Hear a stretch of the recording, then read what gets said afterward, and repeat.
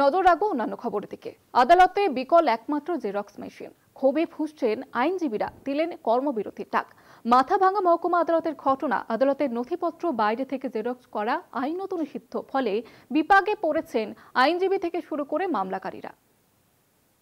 আদালতের কাজ সঠিকভাবে পরিচালনার জন্য 2025 সালে দাঁড়িয়ে জেরক্স মেশিন একটি অপরিহার্য যন্ত্র, কিন্তু কোচবিহার জেলার মাথাভাঙা মহকুমা আদালতের সেই জেরক্স মেশিনেই প্রায় দীর্ঘ 3 মাস ধরে বিকল অবস্থায় পড়ে রয়েছে। যেহেতু আদালতের কাজকর্ম পরিচালনার জন্য যে সমস্ত নথির প্রত্যায়িত কপির দরকার হয়, সেই কপিগুলো বাইরের জেরক্স মেশিন থেকে আনলে সেটা আদালতে গ্রহণযোগ্য হয় না। তার জন্য শুধুমাত্র আদালতের নির্দিষ্ট জেরক্স মেশিন থেকেই সেই কপির প্রত্যায়িত কপি বের করতে হয়।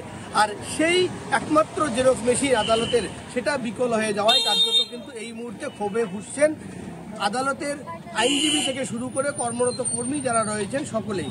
সার্টিফাইড কপি কোর্টের মেশিন থেকেই মক্কেলদের নিতে হয় বা লয়ারদের নিতে হয়।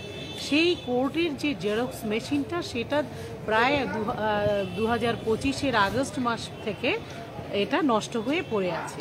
একবার মেকানিক্স এসেছে, কিন্তু কোনো রকম কোনো কাজ হয়নি।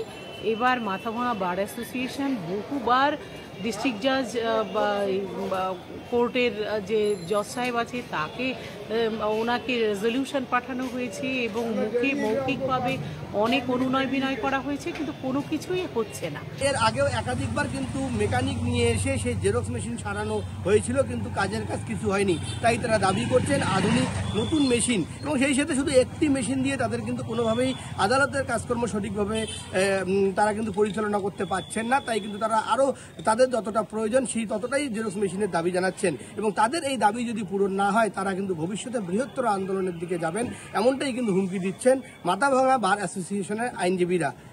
কোচবিহারের মাথাভাঙা থেকে কলকাতা টিভির জন্য রবিউল হোসেনের রিপোর্ট।